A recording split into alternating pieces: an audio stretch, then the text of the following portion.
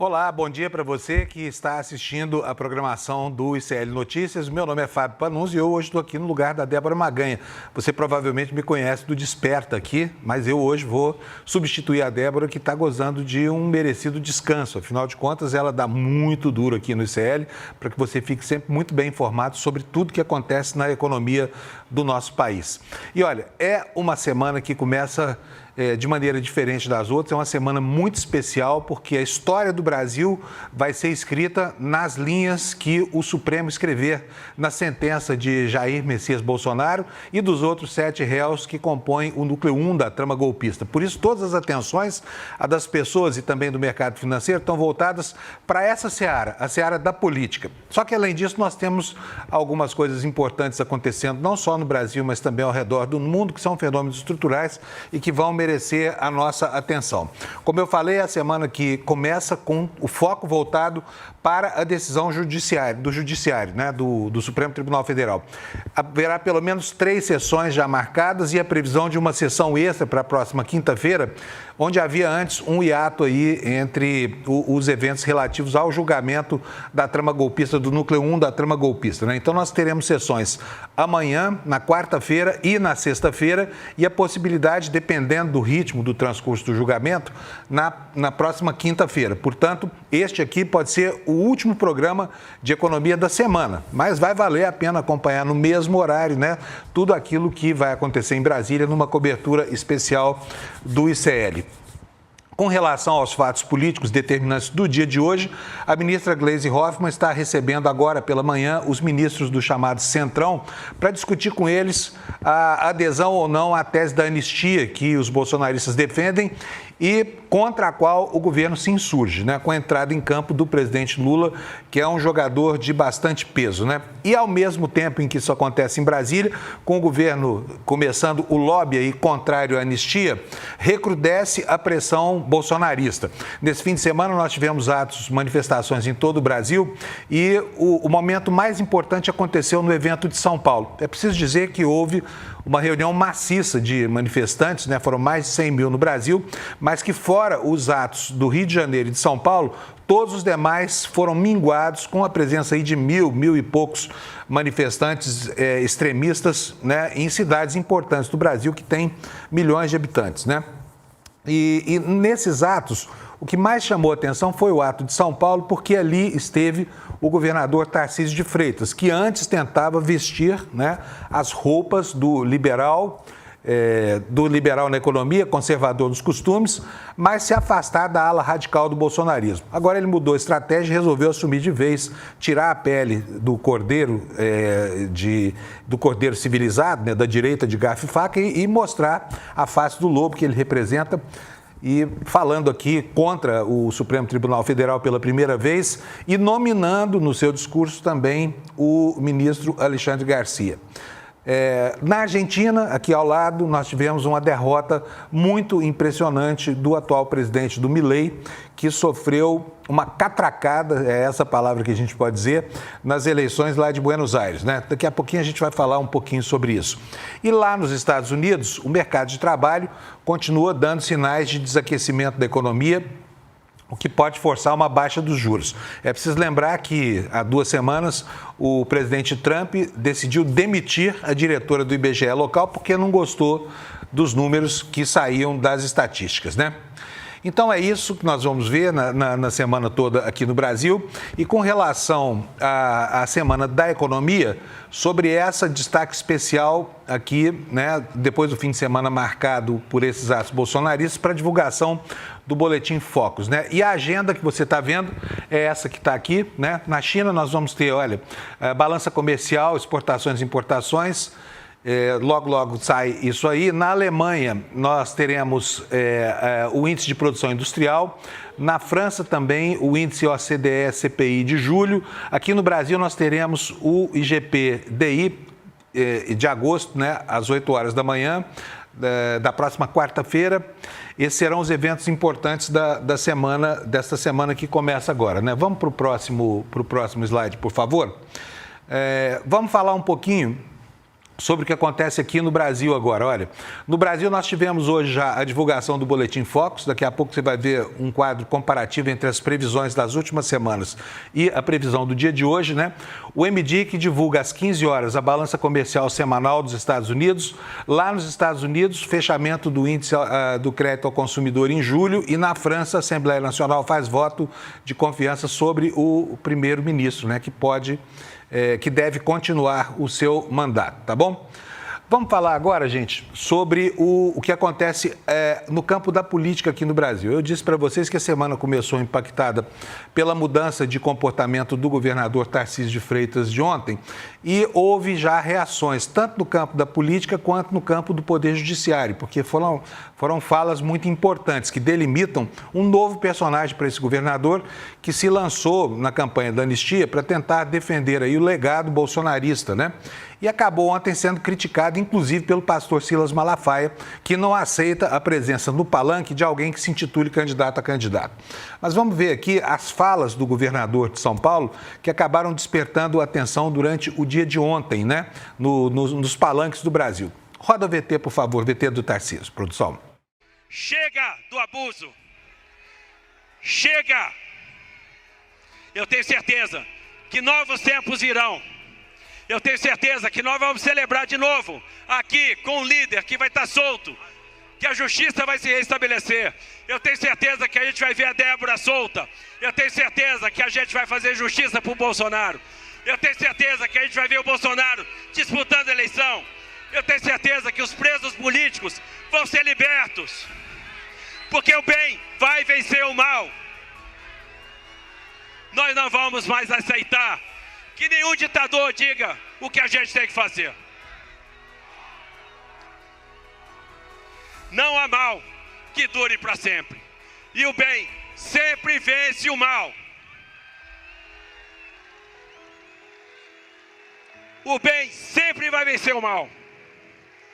Porque ninguém aguente mais.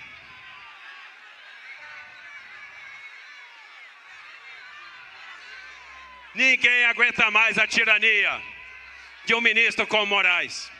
Ninguém aguenta mais o que está acontecendo nesse país.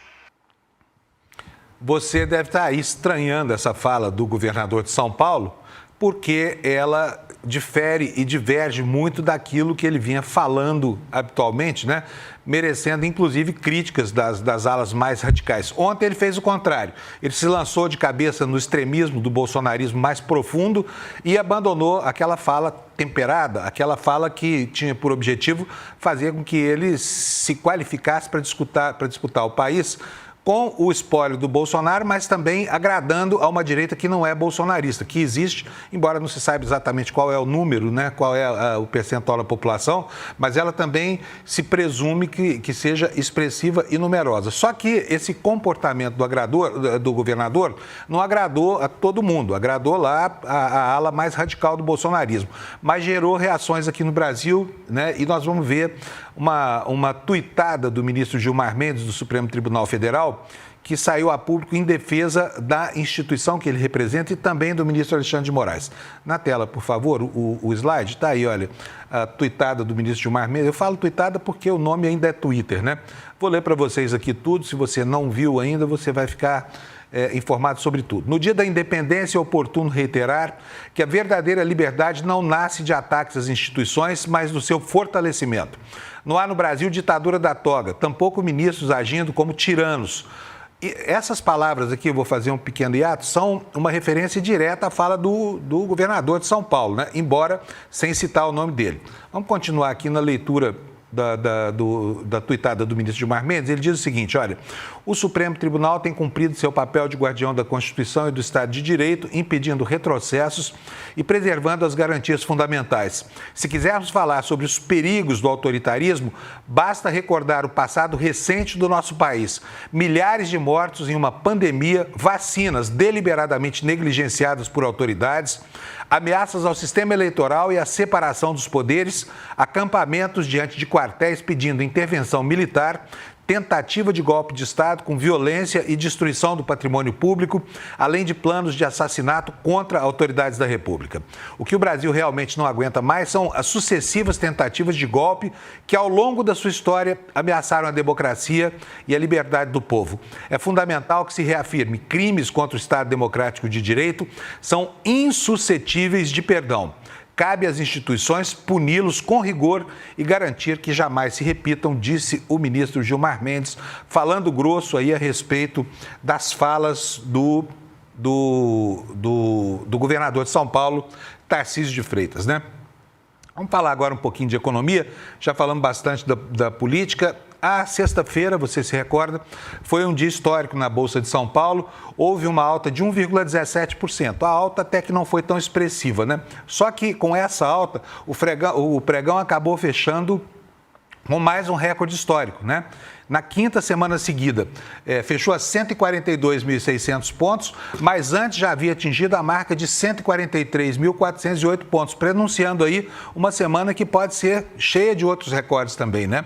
Esse movimento foi sustentado pela expectativa de cortes de juros lá nos Estados Unidos, e depois de um desempenho abaixo do esperado do mercado de trabalho, que reflete, né, as dificuldades daquela economia, contrariando as perspectivas abertas aí pelo presidente Donald Trump, que prometeu mundos e fundos, né? Só 22 mil vagas foram criadas em agosto e o desemprego foi mantido em 4,3%. O dólar também caiu até no Brasil, foi fechado a R$ 5,41. No mercado interno, os bancos e a Vale do Rio Doce impulsionaram o índice, enquanto a Petrobras e outras petroleiras recuaram com a queda nos preços do petróleo. No acumulado da semana, o Ibovespa subiu 0,86%. Portanto, foi uma semana positiva, foi a quinta alta consecutiva desse índice tão importante. Lá nos Estados Unidos, o desempenho fraco do mercado de trabalho pressionou Wall Street. Dow Jones caiu 0,48% no dia e 0,32% na semana. O Standard & Poor's 500 recuou 0,32%, mas terminou a semana com um avanço de 0,35%. E o índice Nasdaq permaneceu estável, né, com 0,03% negativo nessa sexta, que não é absolutamente nada, acumulando ganho semanal de 1,14%. O cenário levou Donald Trump a atacar novamente o presidente do Fed, Jerome Powell, cobrando cortes de juros mais rápidos, e isso deve vir por aí, né? Diante disso tudo, nós já vimos aqui as agendas, as efemérides, os compromissos que vêm aí. Vamos ver agora a agenda da semana aqui no Brasil, para você se orientar. Olha, o que vai acontecer amanhã? Amanhã começa o início da última fase do julgamento do ex-presidente Jair Bolsonaro. Na quarta-feira, tem dois compromissos importantes. O primeiro deles é a divulgação do IPCA de agosto no Brasil, né, que vai nos dizer o que vai acontecer com os indicadores que dizem respeito ao controle da moeda, e os dados da inflação ao produtor lá nos Estados Unidos. Na quinta-feira, nós teremos os dados da inflação ao consumidor nos Estados Unidos, a decisão sobre os juros do Banco Central Europeu. Na sexta-feira, sai a sentença, provavelmente, né, condenando o presidente Bolsonaro a um longo período de encarceramento. E esta semana nós teremos aí dados da inflação ao consumidor lá na China. E hoje saiu, como acontece toda segunda-feira, o Boletim Focus. É sobre ele que a gente vai falar agora para você. Vamos fazer aqui uma comparação entre as projeções dessa semana e o que aconteceu 4 semanas atrás, só para a gente ver como é que mudou a expectativa dos agentes do sistema financeiro. Tá aqui, olha. O IPCA para 2025, olha aqui, nesse Boletim Focus, né, foi projetado em 4,85% para 2025 e 4,3% para 2026.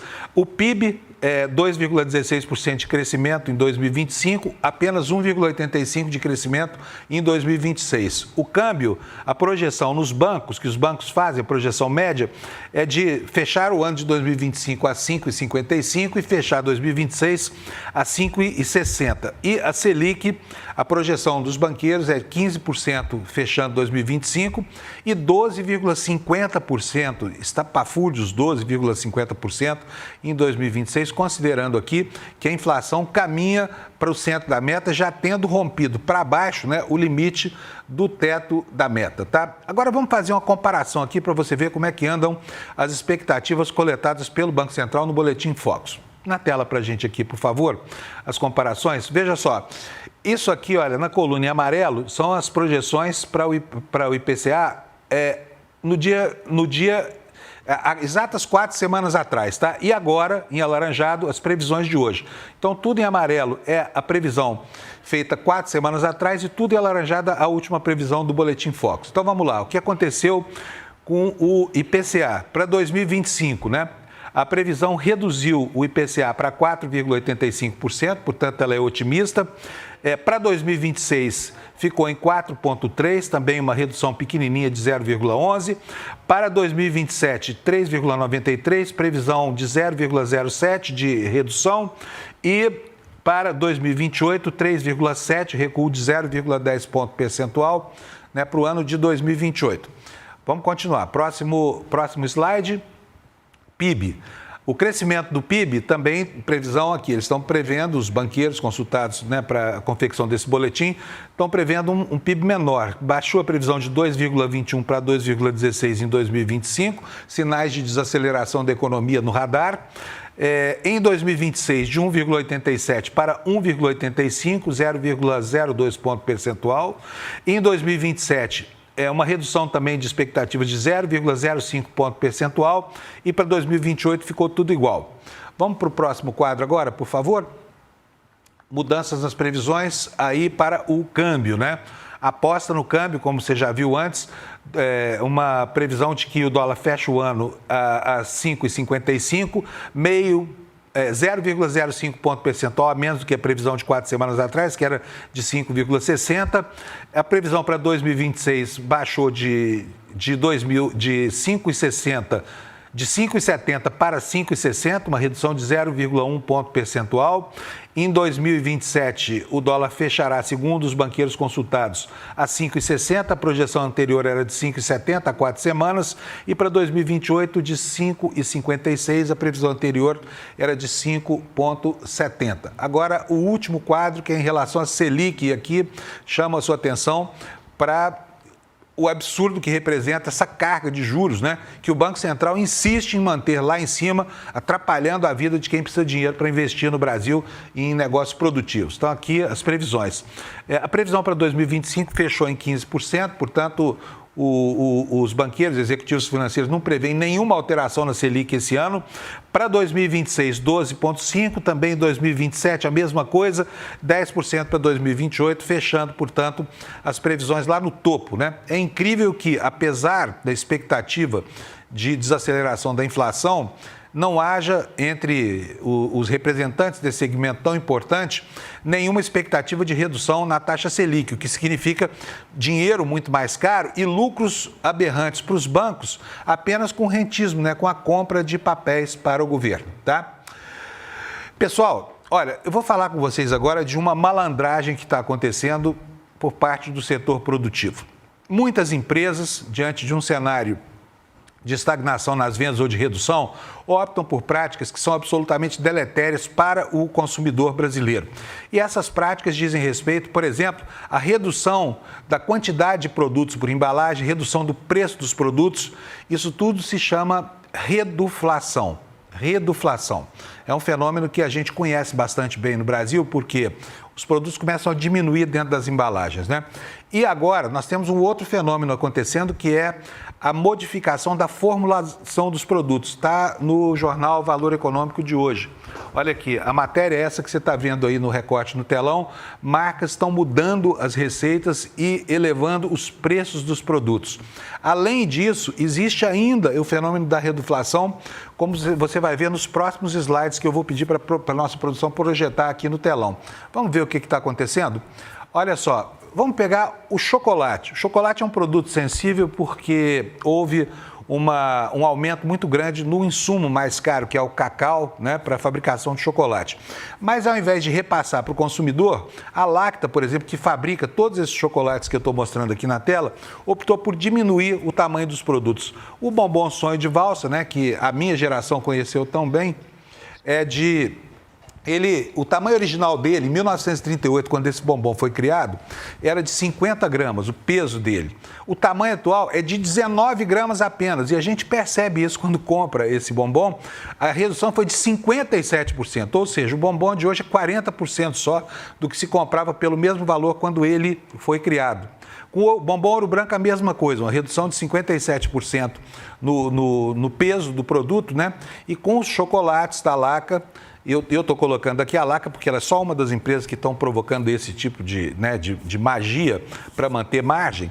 O Diamante Negro, por exemplo, e o Laca Branco ou o chocolate Lacta, eles pesavam 200 gramas por barra lá no início, né, muito tempo atrás, e paulatinamente foram sendo diminuídos para 90 gramas, é uma redução maior do que 50%, 55%, né? E, além disso, o Valor Econômico descobriu que também há um fenômeno de mudança da composição desses elementos, da formulação desses elementos. Aí o chocolate, por exemplo, é trocado por um produto que parece chocolate, mas, na verdade, não é chocolate.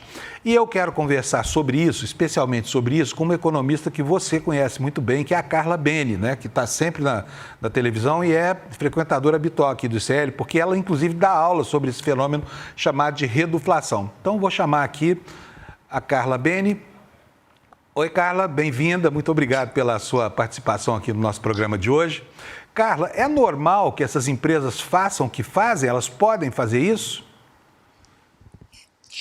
Boa tarde. Aliás, bom dia ainda, né, Fábio? Tudo bom? Dia. Prazer sempre estar aqui com vocês. Prazer todo nosso. Olha, eu tenho trabalhado esse assunto, Fábio, há tanto tempo e adorei que vocês fizeram esse comparativo da barra de chocolates, porque quem viveu a época de uma barra de 200 gramas, que agora chegou a 90, e a indústria de chocolate também está lançando barras menores de 30 e tudo, eu tenho brincado que agora a gente não tem mais uma barra de chocolates, a gente tem um carpaccio de chocolate, que é uma lâmina, né?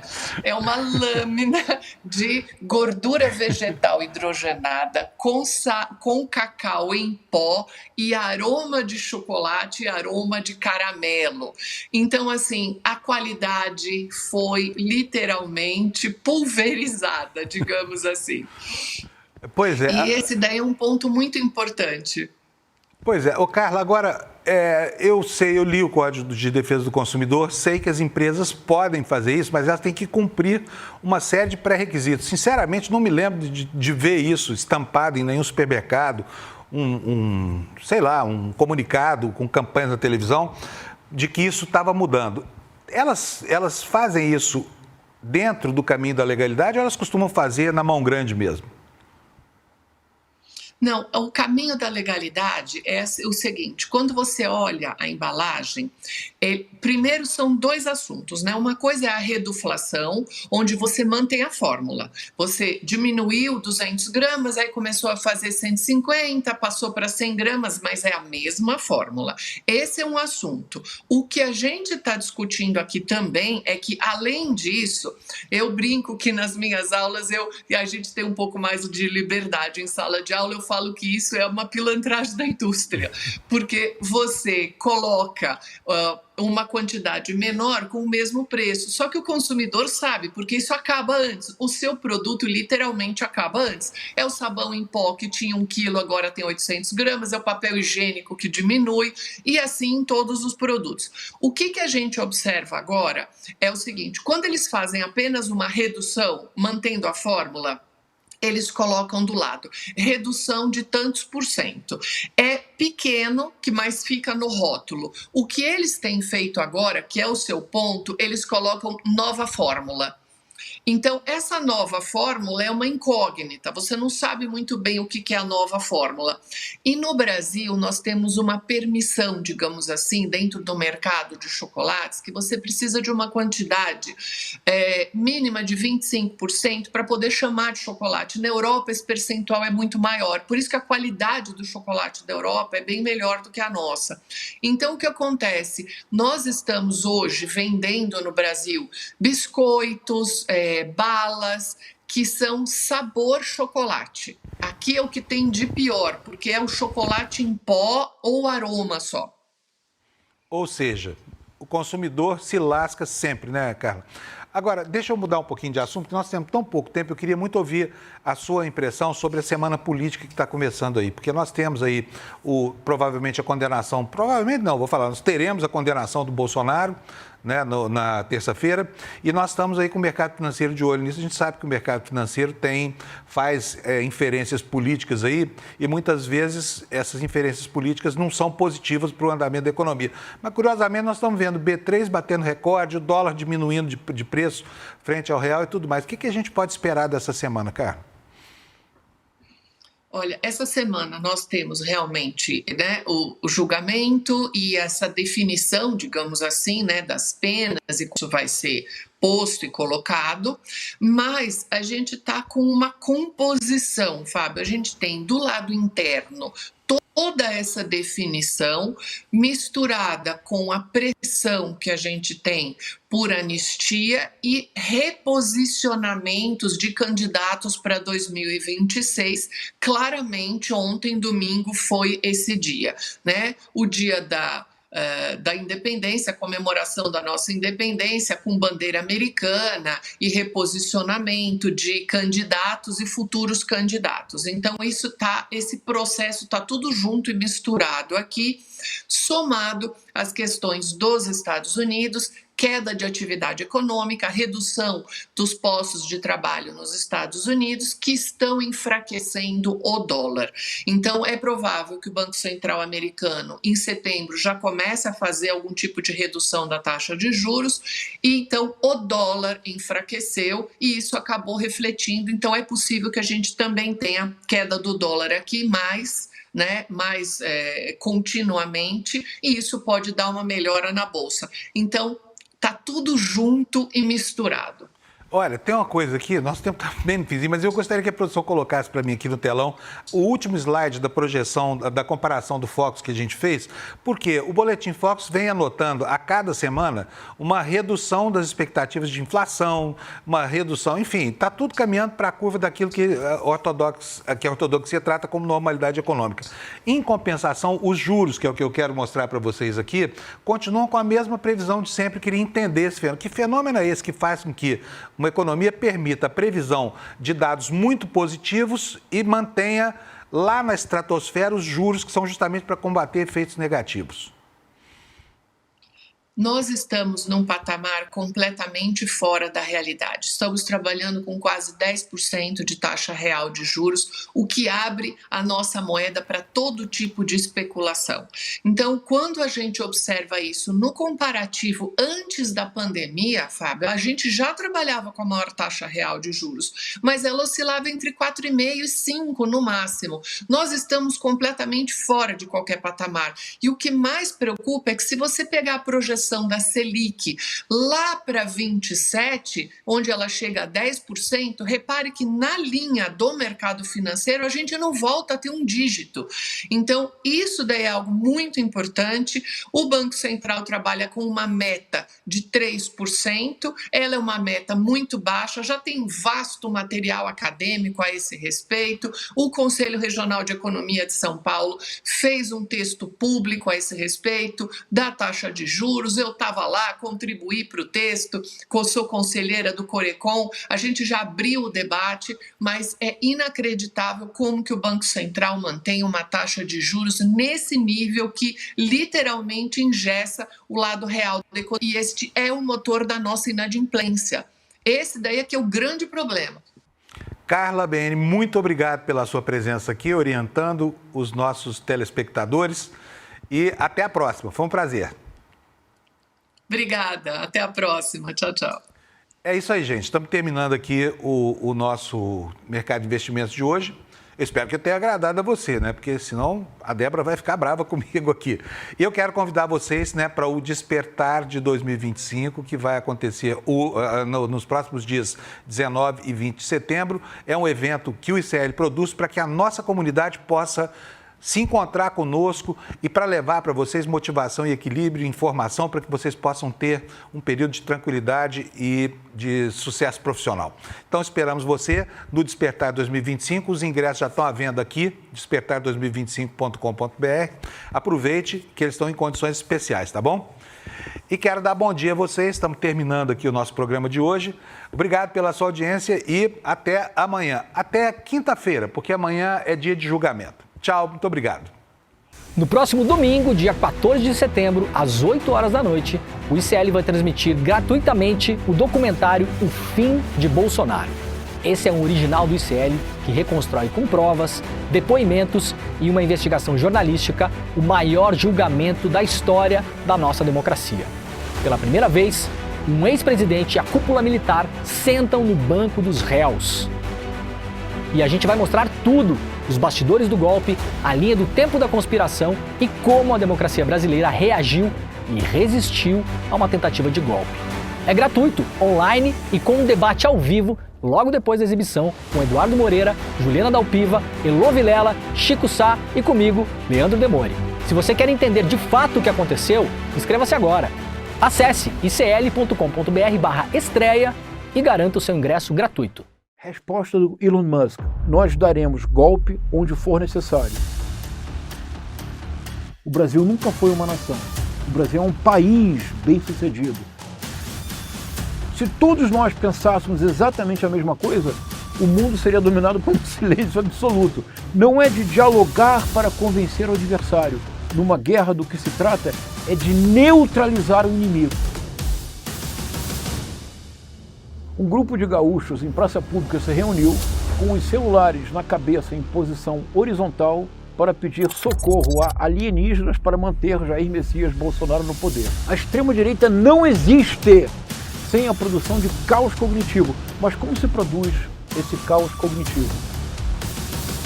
Precisamos estar atentos, porque se eles conseguirem, ainda que eles percam as eleições presidenciais em 2026, a ditadura começou.